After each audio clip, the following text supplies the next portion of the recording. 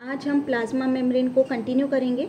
पहले लेक्चर में हमने अपने मॉडल्स के बारे में पढ़ा, सेकेंड लेक्चर में हमने फ्लूइड मोज़ेक मॉडल के बारे में पढ़ा। अब थर्ड लेक्चर जो है उसमें हम ट्रांसपोर्ट अक्रॉस द मेम्ब्रेन की बात करेंगे। जो ट्रांसपोर्ट अक्रॉस द मेम्ब्रेन है, मेम्ब्रेन में ट्रांसपोर्ट क्यों नेसेसरी है? सबसे पहले तो मेम्ब्रेन की प्रॉपर्टी ही है कि वो सेलेक्टिवली परमेबल होती है, ठीक है, और ये डिसाइड कर सकती है कि किस प्रकार के या किस टाइप के मॉलिक्यूल जो हैं वो सेल के अंदर आएंगे और सेल के बाहर जाएंगे। और वो क्यों इम्पॉर्टेंट है? For maintaining the homeostasis of the cell, ठीक है, इक्विलिब्रियम या होम्योस्टेसिस मेंटेन करने के लिए जो मेम्ब्रेन होती है ये डिसाइड करती है कि किस टाइप के मॉलिक्यूल जो होंगे वो सेल के अंदर आएंगे या सेल के बाहर जाएंगे। अब जो मूवमेंट है अक्रॉस द प्लाज्मा मेम्ब्रेन ये दो टाइप से हो सकता है, पैसिव ट्रांसपोर्ट और active transport. On basis of energy requirement, energy की रिक्वायरमेंट के आधार पर दो टाइप से ट्रांसपोर्ट हो सकता है अक्रॉस प्लाज्मा मेम्ब्रेन। पहला है पैसिव ट्रांसपोर्ट और दूसरा है एक्टिव ट्रांसपोर्ट। यहाँ पर मैं थोड़ा ब्रीफ में बताऊंगी कि पैसिव ट्रांसपोर्ट जो होता है उसमें जो ट्रांसपोर्ट मॉलिक्यूल का होगा from higher concentration to lower concentration, ठीक है, और it does not require energy. हमने ये क्या बोला? On basis of requirement of energy, it does not require energy.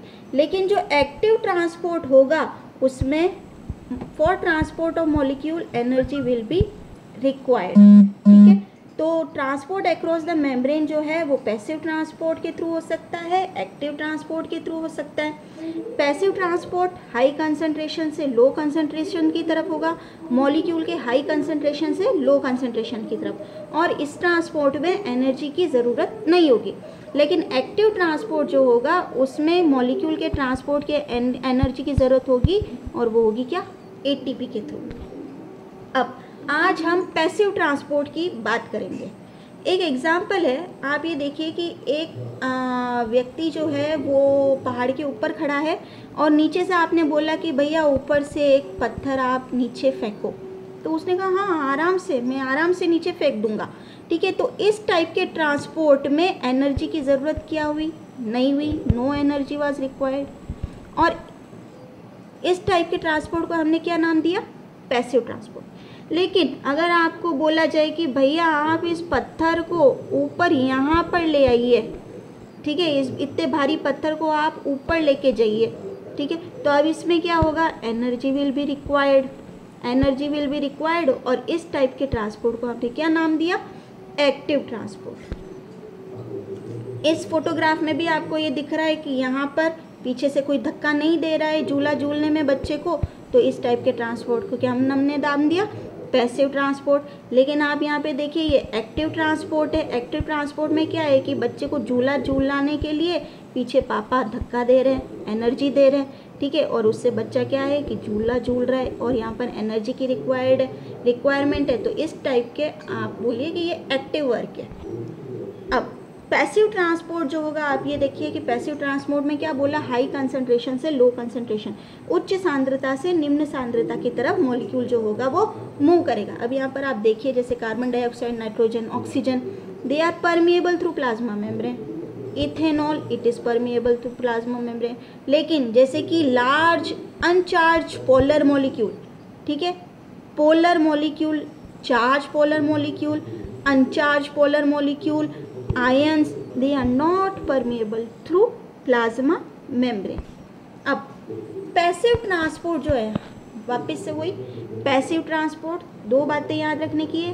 Passive transport में मॉलिक्यूल का जो ट्रांसपोर्ट होगा वो होगा high concentration to lower concentration.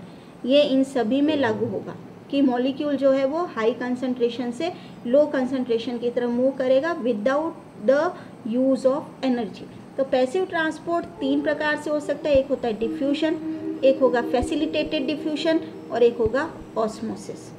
सबसे पहले बात करते हैं अपन डिफ्यूजन की। डिफ्यूजन में देखिए कि आपने एक पानी का जार लिया और उस पानी के जार में आपने एक डाई की बूंद डाल दी, तो ये क्या होंगे? अब ये मॉलिक्यूल यहाँ पर हाई कंसंट्रेशन में, जो डाई के मॉलिक्यूल है डाई के मॉलिक्यूल जो है वो हाई कंसंट्रेशन में, ठीक है, वो कहाँ मूव करेंगे, वो लो कंसंट्रेशन की तरफ मूव करेंगे पानी में, ये लो कंसंट्रेशन की तरफ मूव करेंगे, ठीक है। और जब तक मूव करेंगे जब तक कि इक्विलिब्रियम मेंटेन नहीं हो जाता। इस टाइप के ट्रांसपोर्ट को हम बोलते हैं डिफ्यूजन। कि आप ये देखिए कि आपके घर में आप अगरबत्ती लगाते हैं, ठीक है, तो अगरबत्ती के जो मॉलिक्यूल्स है वो धीरे धीरे हवा में सब तरफ फैल जाते हैं और पूरा कमरा जो होता है वो खुशबूदार हो जाता है, ठीक है। तो इसको भी अपन क्या बोल सकते हैं, diffusion.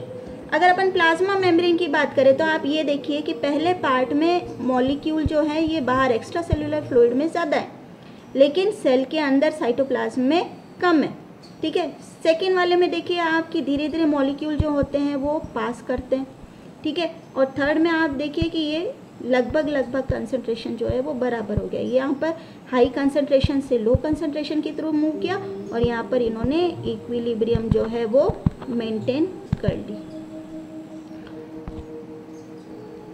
Second type of passive transport जिसको कि हम बोलते हैं फैसिलिटेटेड डिफ्यूजन, ठीक है। यहाँ पर आप देखिए कि डिफ्यूजन में कोई भी प्रोटीन चैनल जो है वो यूज़ नहीं किया गया है। हम ये जानते हैं कि प्लाज्मा मेम्ब्रेन के कंपोजिशन में आप ये देखिए कि किस किस का मिलकर बनना है, फॉस्फोलिपिड का, प्रोटीन, कोलेस्ट्रॉल, कार्बोहाइड्रेट, ठीक है।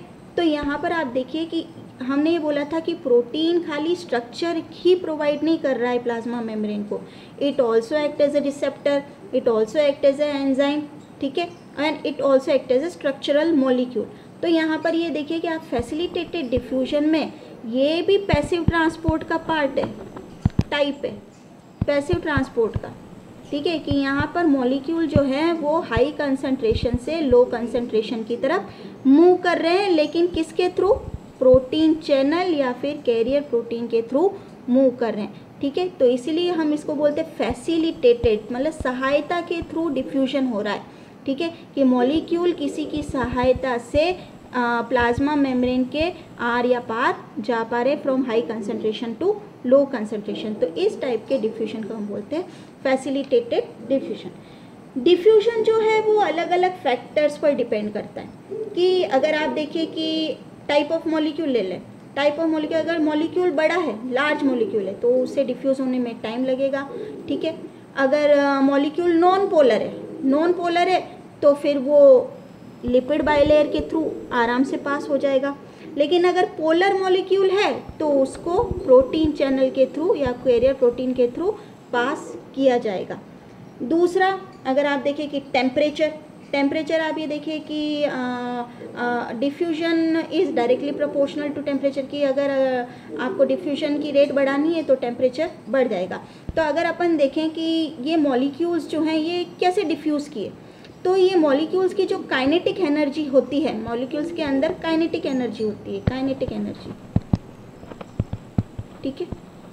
और इस काइनेटिक एनर्जी की वजह से ये मॉलिक्यूल्स जो होंगे ये आपस में मूव करेंगे, कोलाइड करेंगे, और कोलाइड करने से ये दूर दूर फैलेंगे, और इसके थ्रू क्या होगा कि ये डिफ्यूजन की प्रोसेस जो होगी वो होगी। तीसरा, कॉन्सेंट्रेशन ग्रेडियंट इंपॉर्टेंट है, क्योंकि अगर एक तरफ हाई कॉन्सेंट्रेशन है, यहाँ पर देखिए जैसे कि यहाँ एक तरफ हाई कंसंट्रेशन है, तो ऑब्वियस सी बात है कि ये लो कंसंट्रेशन की तरफ मूव करेगा मॉलिक्यूल। तो जहाँ पर कॉन्सेंट्रेशन ज़्यादा होगा वो लो कॉन्सेंट्रेशन की तरफ मूव करेगा, तो molecule move from high concentration to low concentration. और तीसरा है सरफेस एरिया, पहला है type of molecule, temperature, concentration gradient और सरफेस एरिया। अगर फॉर एग्जांपल अपन इंटेस्टाइन की बात करें तो उसमें क्या प्रेजेंट होते हैं, माइक्रोविलाई, ठीक है। तो ये क्या बढ़ा रहे हैं, ये सरफेस एरिया को क्या कर रहे हैं, बढ़ा रहे हैं, सरफेस एरिया को बढ़ा रहे हैं, ठीक है। और इससे क्या होगा, जो भी मॉलिक्यूल होंगे उनकी डिफ्यूजन की रेट जो होगी वो बढ़ जाएगी, ठीक है। तो रेट ऑफ डिफ्यूजन और या फैक्टर जो अफेक्ट करते हैं डिफ्यूजन, उनमें टाइप ऑफ मॉलिक्यूल हो सकता है, non polar molecule, polar molecule, temperature हो सकता है, कॉन्सेंट्रेशन ग्रेडियंट हो सकता है, या फिर आपके सरफेस एरिया हो सकता है। ये फैसिलिटेटेड डिफ्यूजन की हमने बात कर ही ली है। अब एक ग्राफ आप देखिए कि एक ग्राफ है, उसमें आपके देखिए कि यहाँ पर नीचे लिखा है कॉन्सेंट्रेशन ग्रेडियंट, और हम ये बोलते हैं रेट ऑफ ट्रांसपोर्ट। हम ये जानते हैं कि पैसिव ट्रांसपोर्ट में मॉलिक्यूल हाई कंसंट्रेशन से लो कंसंट्रेशन की तरफ मूव करते हैं। आप ये देखिए कि पैसिव डिफ्यूजन में स्ट्रेट लाइन है, ठीक है, लाइन जो स्ट्रेट है, ठीक है। लेकिन आप ये देखिए फैसिलिटेटेड डिफ्यूजन में यहाँ पर सैचुरेटेड पॉइंट है, सैचुरेशन, ठीक है। अपन एक एग्जांपल लेते हैं लिफ्ट का, ठीक है, कि एक मॉल है, उसमें लिफ्ट लगी हुई है, ठीक है, मॉल में 100 लोग हैं, ठीक है, लेकिन लिफ्ट को आप रूटीन समझिए, ठीक है, लेकिन लिफ्ट में कितने जने आ सकते हैं, ज़्यादा से ज़्यादा 7 या 8 जने, ठीक है। तो एट ए टाइम 7 या 8 जने जो होंगे वो ट्रांसपोर्ट हो पाते हैं। तो वही फैसिलिटेटेड डिफ्यूजन में कभी प्रोटीन बोलेगा कि भाई मैं एट ए टाइम इतने ही मॉलिक्यूल जो होंगे वो पार कर पाऊंगा, ठीक है। तो इसीलिए यहाँ पर क्या आ जाता है, सैचुरेशन पॉइंट आ जाता है।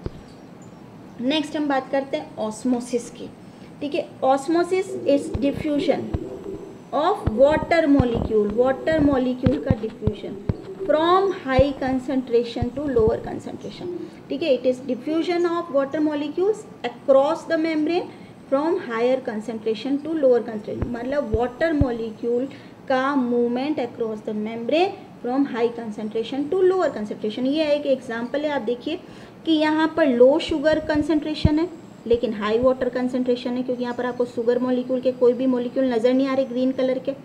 अब यहाँ पर आप देखिए कि हाई शुगर कंसंट्रेशन है और लो वाटर कंसंट्रेशन है, ठीक है, वाटर कंसंट्रेशन जो लो है। अब आप ये बोलेंगे कि यहाँ पर शुगर मॉलिक्यूल जो है यहाँ पर हाई कंसंट्रेशन में, तो इनको इधर मूव करना चाहिए था, लेकिन क्योंकि शुगर मॉलिक्यूल का साइज़ जो है वो बड़ा है और यहाँ पर वाटर का कंसंट्रेशन ज़्यादा है, तो वाटर हाई कंसंट्रेशन से लो कंसंट्रेशन की तरफ जाएगा और इक्विलिब्रियम जो होगा वो मेंटेन हो जाएगा इन्हीं मेथड से, ठीक है। By these methods it maintains the osmotic pressure of the cell, ठीक है, जो सेल है उसकी ऑस्मोटिक प्रेशर को ये मेंटेन करता है और हर सेल का अपना अपना ऑस्मोटिक प्रेशर होता है। कि फॉर एग्जांपल हाइपरटोनिक सॉल्यूशन क्या है, हाइपरटोनिक सॉल्यूशन, ठीक है, अगर अपने एक ये जार लिया, यहाँ पर अपने रेड ब्लड सेल्स बना दी, ठीक है।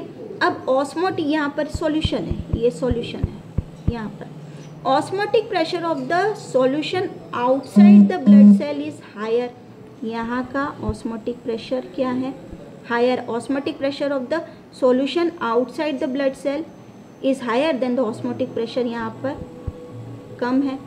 तो वाटर कहाँ मूव करेगा, वाटर मूव करेगा सेल से बाहर की तरफ। The water inside the blood cell exits the cell, और इसी की वजह से क्या होगा, सेल श्रिंकेज हो जाएगी, ठीक है। इस टाइप के सॉल्यूशन का हमने क्या बोला कि हाइपरटोनिक सॉल्यूशन। दूसरा होता है आइसोटोनिक सॉल्यूशन। आइसोटोनिक सॉल्यूशन वापस हम बीकर बनाते हैं, ठीक है, ये रेड ब्लड सेल, इसको हमने सॉल्यूशन में डाल दिया, ठीक है। अब यहाँ का ऑस्मोटिक प्रेशर भी और यहाँ का ऑस्मोटिक प्रेशर दोनों बराबर है, तो osmotic pressure outside the red blood cell is same as the pressure inside the cell. तो इस टाइप के सॉल्यूशन को हमने क्या नाम दिया, आइसोटोनिक सॉल्यूशन। तीसरा होता है hypotonic solution. Hypotonic solution beaker बनाया हमने, रेड ब्लड सेल बनाई, सॉल्यूशन बनाया, ठीक है।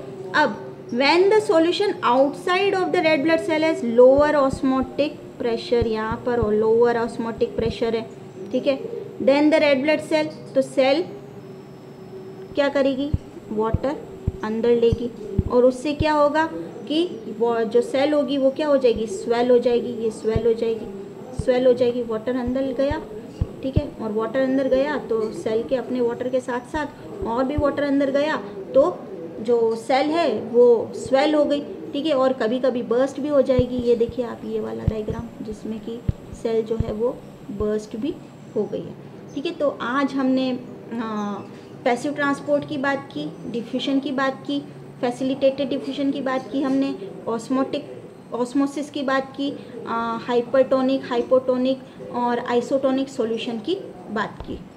Thank you.